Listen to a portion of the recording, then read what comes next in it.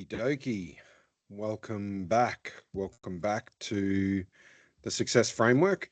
We have completed the why or analysis section, tons of self-reflection, going deep, lots of writing. Now we can take that work and transition into the strategy component of the Success Framework. Here is where we focus on the practical tools that help you articulate what your business is, its structure, its brand, what its value proposition is, who its core customers are, and a little bit of a look into who is our competition and what are their attributes, what are our attributes, and finding our white space. We do all of this by starting with brand. This is one of my favorite business strategy pieces. I never intended to get into or do anything around marketing and branding, but I just, again, solve my own problem. What is the language I should be using to describe my business? What's the language I should use that helps communicate what I'm about? What's the language I should use to get into my prospect's mind? So whenever they think of the problems I solve, my business comes to mind first. So we're going to start with brand. A big shout out to the 22 Immutable Laws of Marketing. Such a fantastic book, super simple read, and that has definitely helped to inform this section. So go and read that. Like I said at the start, anyone could have done and built the Success Framework. It is just the best pieces of the puzzle that make the whole picture. And so for this section, we're going to leverage a few pieces from that book. Alrighty, let's get into it. I know we're starting into a different context, the business context, but I still feel like you know me, you know what I'm about and how we're going about this. So let's get into it. Key elements that we're going to look at for your business's brand. We're going to look at leadership, category, mind, perception, focus, sacrifice, attributes, candor, trends versus fads. You are going to spend a bit of time doing different activities. There's going to be a bunch of homework. This one, more than all the others, does require some research, a little bit of homework, got to go out and do things, got to ask some questions. So I really enjoy this part, but it does take work on your behalf. I can't give you a simple layup for this one. You just need to get in and do the research. So we might jump around from presenting into some examples. So I'll just go through and define each element of brand that we're focusing on, and then we can look at the research that we need to do as we go. So I'll try and make it really clear where you have homework. So that way you can very easily know what you need to do and when you need to do it. So I'm trying to get the device to do the thing I want it to do. There we go. So we just did legacy. We're now into brand. You're going to see the different questions. You're going to see the Canvas worksheets, more questions, more worksheets, more questions, more worksheets. And then we'll get into brand, promise, guarantee, secret, etc. More worksheets. Everything you need for this section is in your workbook, with the exclusion of the research that you're going to have to go and do. Alrighty. So leadership, it's better to be first than better. So being first is key to successful brand at the start, and in then finding what you are the leader in is the first step to knowing if your brand is right. I've read that, I've said that to you, doesn't make sense in this second, whatever, progress, not perfection. Being first is key to a successful brand. If you're first to mind. Take ChatGPT. It was first to market with their AI model. It's the main thing the majority of people think of, the masses, when it comes to that industry, that sector, and that product. And so that's fine, is what it is, but they were first. And even if they weren't, I can't remember who the leader is in the market because it's them. Now, it doesn't mean that there aren't other categories of AI capability, which we will come to and use as an example as we go through this part of the program. Okay. So it's better to be first than better. So what are the questions you need to ask yourself? We will probably do this section a bit different because of how it blends between analysis and activities and research. So we'll do a little bit of questioning, and you can do some writing and then question, then writing. We will do that. And like I said, I'll point out where there's research. So the questions you want to be asking yourself about leadership: what do we do? What were we the first at doing, whether it's a product or service? What were we first to market with? What are we the leaders in? Who's in front of us and who was first? These are the things you want to be thinking about and in a moment asking yourself about. I think camera just got a bit slow. 1 second, I'll make sure we have visuals. I think we're okay. All right. So 2 sections for leadership. In a moment, you'll pause the video and answer the question that I'm about to ask you. So think about your business, the products and services it offers, and answer the question: what do we do? What were we the first at doing? What were we first to market with? And what were we, or are we, the leaders in? Think about those 1, 2, 3, 4 questions.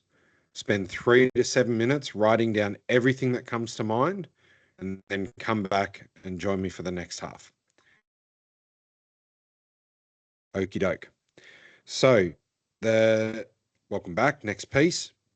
Have a look at your list and now take a disciplined reflection on who is in front of you, who was first. Think about everything that you do and honestly reflect on who are you competing against.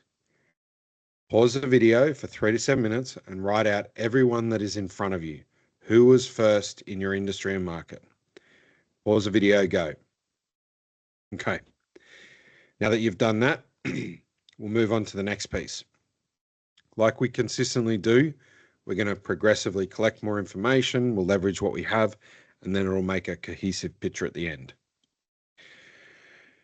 The next element that we're going to consider is category. If you can't be first in a category, set up a new category that you can be first in. And so the concept is all markets divide. So if you can't be first, create a new category to dominate in. So I think we said ChatGPT owned the AI conversational tool. Then there was, I totally wasn't prepared for this metaphor, so I'm just jiving with you. There's Claude AI. There was Stable Diffusion, the image one, the one that you could do via, what was that application called? Oh, it's going to bug me. Let's have a quick look. Not Discord. No, not Discord. 1 second while it loads. Up until recently, I think it was Discord. You'd have to log into Discord and you could do your prompting to create images. So ChatGPT was the first to market with sort of AI and answering questions. So then Stable Diffusion created a competing category, which was image generation. And so this is what we mean by all markets divide. Here we go.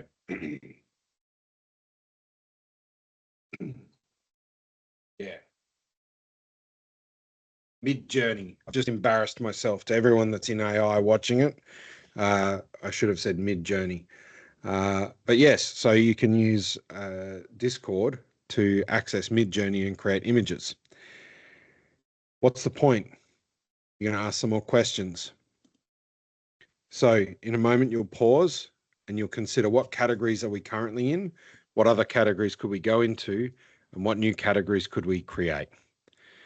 So I'll get you to do some journaling and we'll do it for 3 to 7 minutes. I'll ask you the question, pause the video, then go to it. And then I'm going to come back and give you the next piece. So The question is, as you look at the first set of notes and you think about the products and services in your industry, ask yourself the question, what categories are we currently in?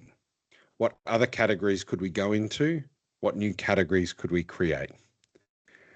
So I think just experience it, write what you're going to write, and we'll see what you get. Come back in 3 to 7 minutes, and then I'll give you the next piece to help you with this one. Okay, welcome back. Now you're going to see behind the curtain a little bit. Let me just stop sharing. Somehow, it's not that. Let's try again. Okay. So what I'm going to show you now is how you could go about doing the research piece, because I appreciate that categories don't necessarily make immediate sense. So I'm going to show you how to find out what that looks like. So let me get to sharing and let me bring up a browser.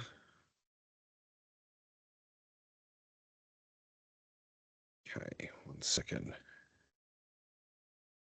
Okay. So what you're going to do is you're going to go to Fiverr. Oh man, I was not ready for this. Let's see here.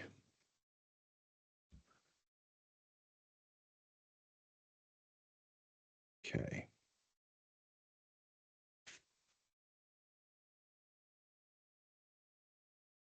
Promise it'll be worth it. Like I said, I'm pretty real. This is sort of what I look like. This is how I do shit. Let's get it done. Okay.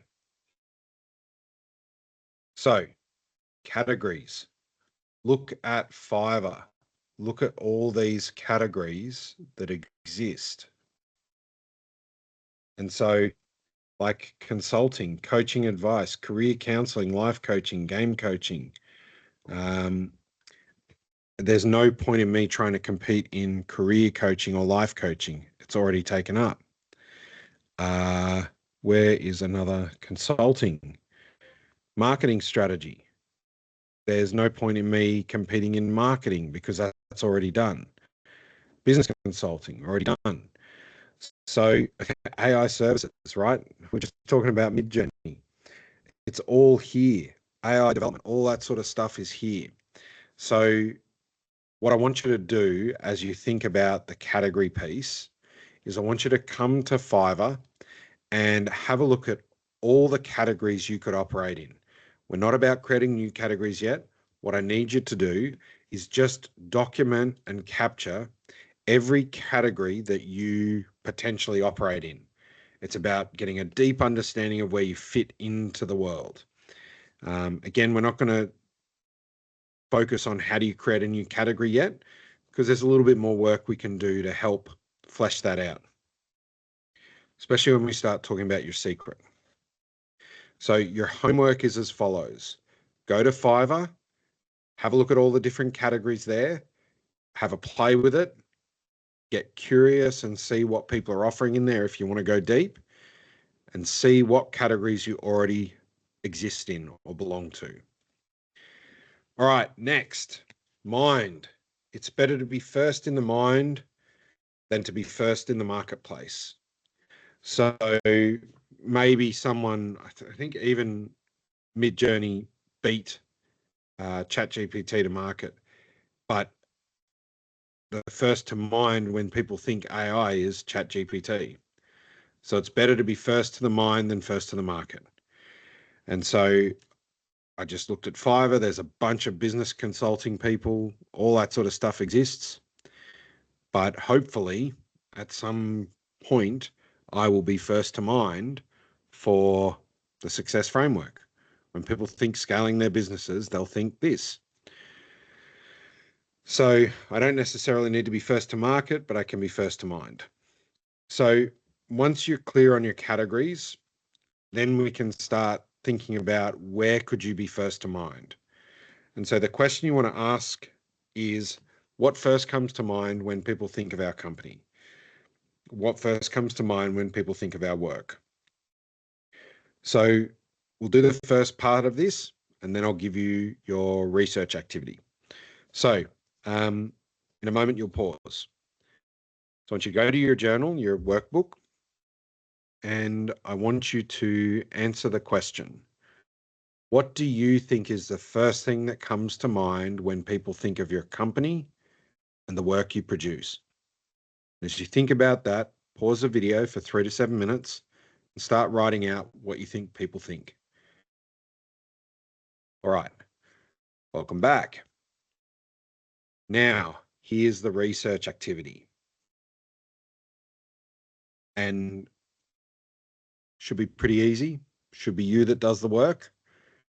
What I want you to do is not straight away, because I'm going to add to this as we get to different sections of this part of the workbook. What I want you to do is do some user research. And so to do that, you're going to go to your existing customers, maybe people that you're working with now, people you've worked with in the past, and without answering it for them, just ask the question, hey, what first comes to mind when you think of our company? And then these people, they'll give you a response. And then the next question you'll ask them is, what first comes to mind when you think of our work? And you write down whatever they say. It's not about correcting. It's not about going back to testimonials that have been staged in any way, shape, or form. It's about having a conversation and asking these two questions in order. So these are the first two of multiple research questions you're going to ask of existing and past customers. So there's no need to pause, but there is a need for you to document the questions you're going to ask. And when we get to the end of this video, you'll have your research activity that you can conduct. All right. Perception. Marketing is not a battle of products, it's a battle of perception. So if you're first to mind for something, then you can answer how you're perceived. So you don't need to be the best in your competition's eyes. You just need to be perceived as the best by your customers. And so now we're going to focus on perception, and we'll do an activity and then you can guess what's coming. So perception, what I want you to do is, not yet, but in a moment, pause the video and start writing out what you believe in response to these questions. So set a timer for 3 to 7 minutes and answer the following. How is your company perceived by the market? How do you believe people perceive the results you deliver? And what do businesses, business to business, think you do? Think of these 3 questions, pause the video, journal out, write out everything that comes to mind. Pause the video, conduct the activity, and then come back. Okay, welcome back. If you haven't guessed it already, here's your research questions that you're going to ask of your current and past customers. Simple. How do you guys perceive our company? Simple question. How do you perceive the results we deliver? Again, not trying to respond or correct or change. You just want to listen. This is pure research. You're not trying to change their minds. And then ask the final question, what do you think we do? And this is again going to be useful for understanding exactly how you are perceived by the market. Okay, so there should be a couple more questions, so you don't need to run away and do your research yet. But really what we're doing is putting your understanding of how you're perceived on paper and then going out and talking to your customers and identifying how they perceive you. And this will start to give us a full picture, and then see where you need to test and adjust your copy, test and adjust your brand, and test and adjust your direction. Like if you're not perceived as the things you want to be perceived as, well, then you've got some work to do to change how you're seen. Okie doke. Next, Focus. The most powerful concept in marketing is owning a word in the prospect's mind. And so to make it easy for your customers, competition, and staff, nail the one word or phrase that you can own in your mind, in their mind, in everyone's mind, so that the problem, when it comes up, you're the solution. People have a word to remind them of you.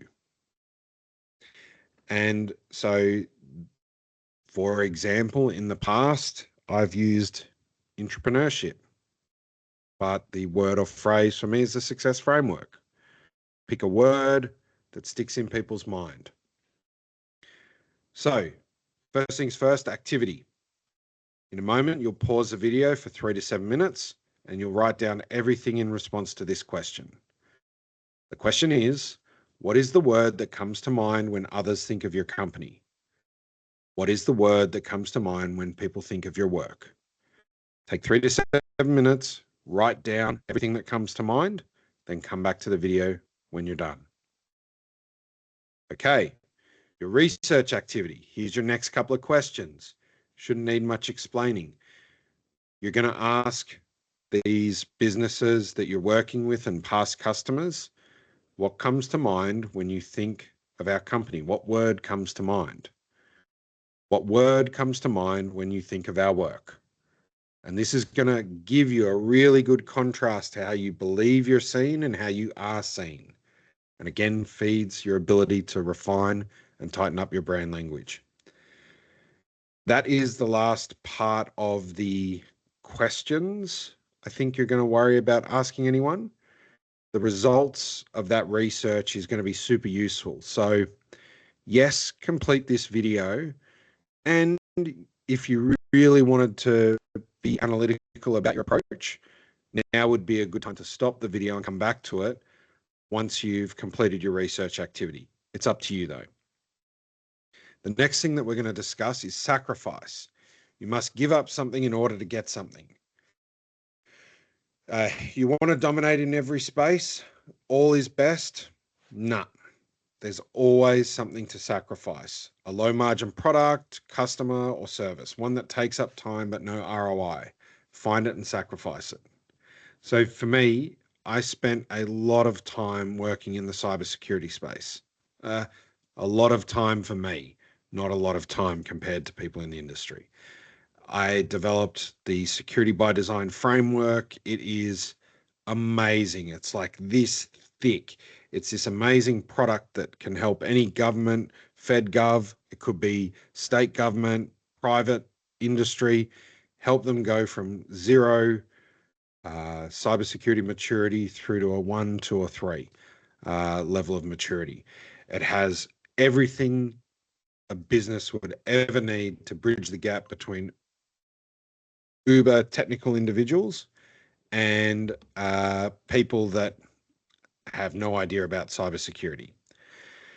So super, super great product. I'm really proud of it, but it is what I sacrifice. I don't really care about cybersecurity.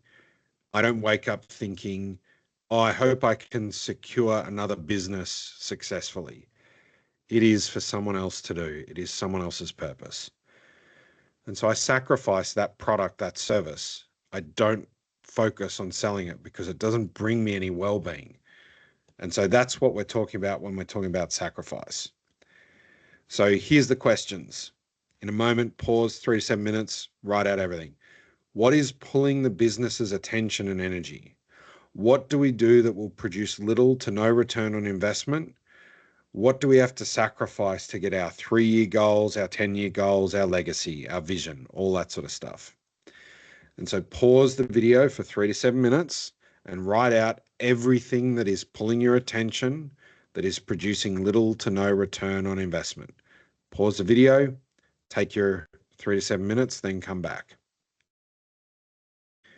Okay, what you should have is a good list of things that you need to make some hard calls on, probably some things that need to die a fast death, products, services, customers that you shouldn't be working with anymore, whatever it is. anything that is pulling you away from your direction that you've created, which you can go back and refer to if you want to help with this activity. If it doesn't align to that stuff, stop doing it. Or if you have to finish off a few client engagements, finish them off, but don't sell anymore. Okie dokie. Next, attributes. For every attribute, there is an opposite effective attribute. So maybe there are a range of attributes that best reflect your business. So here's the statement. What attributes exist in your context? So you know your categories. What do you already own? What do you want to own? What does your competitors have? What are the key attributes to your industry? Maybe you're into deck building and you focus on using the Meccano set, steel, super quick to install framing systems. Maybe that's one of your core attributes. Maybe another one might be you use man-made timbers, long-lasting, strong timbers. Maybe you have a very specific, successful and repeatable supply chain for getting natural timbers. Whatever these attributes are of your business in your industry, you want to identify them. And these are the key to your customer and your competitors. Key to your customer, key to you and them getting on. Your competitors. This is the other key part.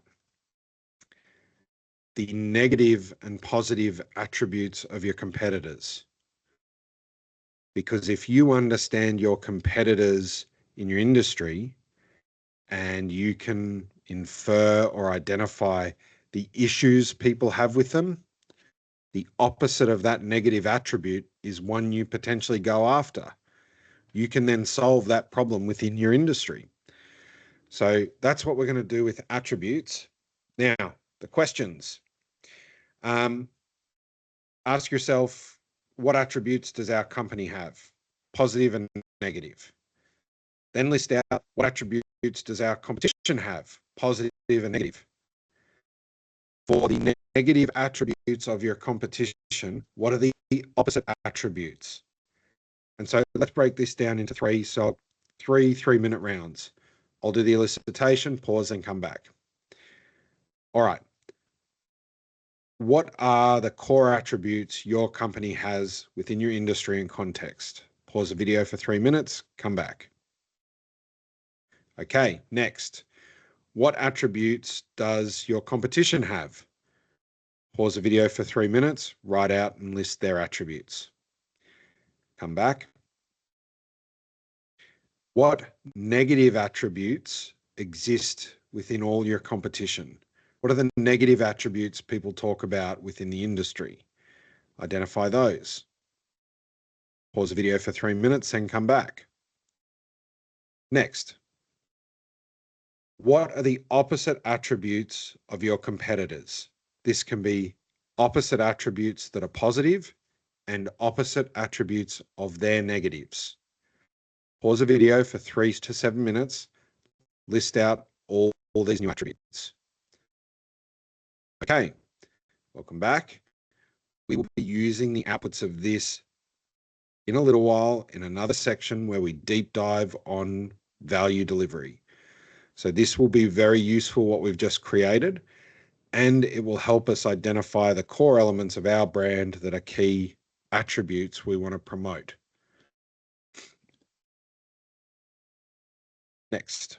When you admit a negative, the prospect will give you a positive. Got a horrible company name, suck at doing Y, call it out, be honest and handle that objection up front. So I was taking an individual through this for his business the other day, and I used the example of, like, imagine if you have a big wart on the end of your nose and you know everyone's looking at that wart. If you just have candor and acknowledge that big wart on the end of your nose, people can, they see it. They're like, yeah, that's true. I am seeing this thing. And then they can move past just staring at it because they've been allowed to see it, acknowledge it, and move on. And so, you know, maybe they would then attribute to you confidence and self-acceptance, that sort of thing. And so the goal here is to reflect on what's negative about the company or negative about the work you do. And what is that thing that you need to have candor about? And so, yeah, that's what we're going to do. In a moment, I'll get you to pause the video. And for 3 to 7 minutes, I want you to journal down what is negative about your company or the work you do. Something that you need to point out and have candor about. Something that you can't change through process improvement or, removing. So pause the video for 3 to 4 minutes, whatever it is, 3 to 7 minutes. Come back and we'll progress. Okay. By now, I am guessing you should have a pretty full-on, brand worksheet. We've been doing a heap. We've been doing lots of writing, and we will land the ship very soon. We're coming close. All right. Next piece. Keep going is all I'm saying. Like, you're making good progress. Probably play, pause. All right. Trends versus fads. What are the trends and what are the fads in your industry that are shaping the market? You want to make sure you're not chasing the next fad, something that will be forgotten in time. You want to focus on finding the trends. I can't even remember her name. There was this girl on TikTok that she did funny face movements. I'm old. I don't know what I'm doing. Sorry. She was a fad. Like it hasn't lasted. Every trend on everything on social media, especially on things like TikTok and Shorts, most of those are fads. They are short-lasting things that then disappear. You don't want to be chasing fads. You want to be chasing a trend. So something that is going to increase and improve over time. An easy example I saw was Sam Altman from OpenAI talking about trends versus fads. His perspective was VR goggles were a fad because there weren't people falling over their friends and telling everyone about how they were using it. Sort of had to force the usage of it. There aren't people flocking to it and using it over and over and over and over again. Whereas with AI, people are using it every day and bringing people to use it every day and sharing it and telling people to consume it. So yeah, that was a good distinction between a trend and a fad. So you want to follow your trends. So what? In a moment, you'll pause the video and ask yourself the questions. What capabilities have you invested in growing? What have you consistently been engaged to do? And is this a trend, continued growth, or is it a fad, a short spike? So I'll break this down in a couple of sections. And here we go. So in a moment, pause the video for 3 to 7 minutes and write down what capabilities have you invested in growing within the business? And what consistently have you been engaged to do? Pause the video, list out everything that comes to mind. Okay.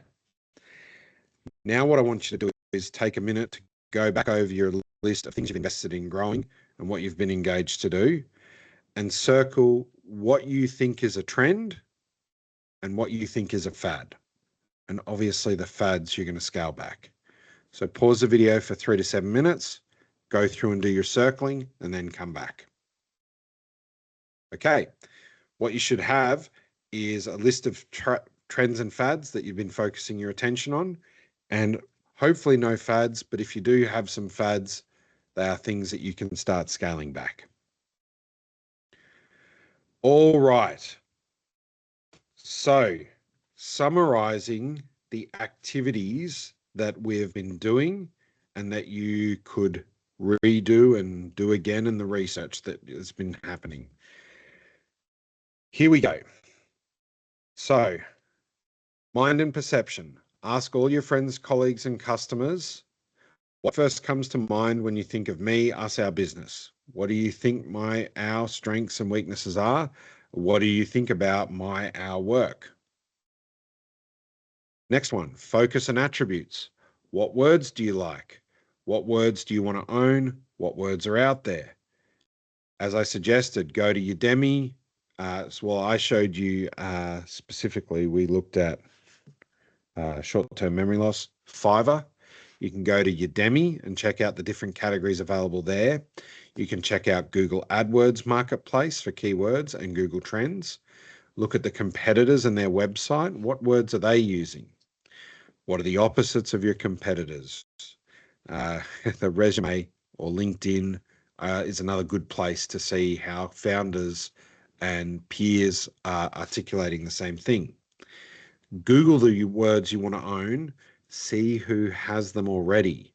If someone is using an ad word or someone literally comes up and offers a service or product you're trying to produce, they already own your word.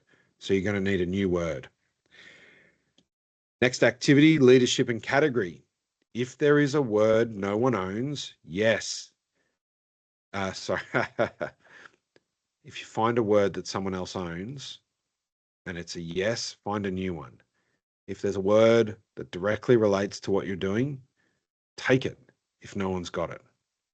Categories. Is there a category that you can be first in? If not, find a new one, create a new one. If yes, take it. And then what we do with all of these outputs is we visualize it. Now, in your workbook, you should be able to visualize your category, mind, perception, words, attributes. And that's exactly what you need to do. You have on your page all of your core words, attributes, etc., etc., etc., but not the ones that are owned by other people. So that way you can have the space. And with that in mind, what we can next do is we can start moving to brand promise, guarantee, and pitch. Okie doke. So brand promise. What you're going to do here is focus in on how you make a promise about what it is you're going to do. And the activity is you're going to list out the 10 to 12 things your marketplace wants from your business. So we'll pause right there, set your timer for 3 to 7 minutes. And what I want you to do is write down a list of the 10 to 12 core things your marketplace wants from your business. Pause the video, write that out now, then come back. Okay, you should have your list of 10 to 12 things the market wants from you. If you haven't done so already, I'm assuming some of you already did, pick the 3 things you want to excel at, because those 3 things are going to become parts of your brand promise. It's really important when you do this activity that you keep in mind, who are your customers, where are they and what are they doing, what products and services do they want from you. Use this to help find your brand promise. So what do my customers need? What do we do and how are we different? And what are the 10 to 12 things that people want from me? And it just occurred to me that I don't have in there an example. So I'm going to show you an example right now. Again, because I'm pretty details orientated is true. Here, I'll show you what I'm using. So I've given you guys a workbook, but you can also use technology. So here we go. You know, there's the why we just have gone through. Now we're doing strategy, brand. Here's all the categories. Here's what I want to be first to mind for, et cetera, et cetera, et cetera. What I have to sacrifice, attributes, candor, brand promise. Okay. All right. We are quick to understand your industry how you fit in, and identify the opportunities for you to execute on after only a few hours of time together. We have pointed ADHD and obsession at business, strategy, personal development, and the use of technology to the point of no sleep so you don't have to.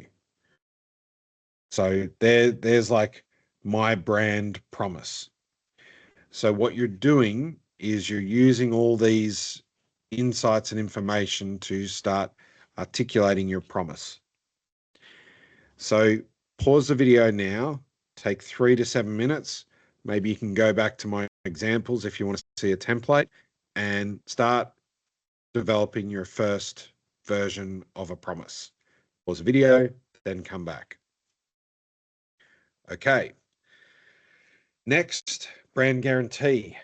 So once you have a brand promise, what will hurt if you break your promise? Like, what will hurt you financially, maybe your status, all that sort of stuff. And so the questions I want you to ask is, what will hurt if you don't deliver? What will you guarantee to do if you fail? And so pause the video for a moment and write out for 3 to 7 minutes, what will hurt if you don't deliver, and what will you guarantee to do if you do fail? So I'll pause there, come back, I'll show you an example. Okay, so again, we're going raw and candid. So brand guarantee. What will I do if I don't deliver? All work related to the success framework of your business strategy. If at any point you decide you're not happy or you need to stop, we will, no questions asked. Pay for the work that you've completed and nothing more. You keep everything that has been provided to that point. And so that's my guarantee, is I let people end the agreement, end the work at any point, no questions asked, and they can keep everything we've done. Yes, pay your final bill. Getting paid is fair, but you won't pay for any more work that we had planned. Okay, so use that as a guide, refine, update yours. Final part, elevator pitch. So there's a little bit of a guide that I have here, and maybe, look, let me give you mine first, and then we can go into the example. So we work with founders that have a successful business that turn over a healthy profit, have 10 to 30 staff, all built on their passion for their industry, grit and determination.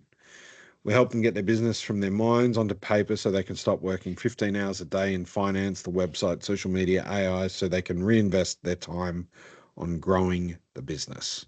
That's the pitch. Some version of that got you sitting here in front of me. Okay, so how do we come up with our pitch? First things first, how do I want to be perceived? So go to the work you did in defining your perception.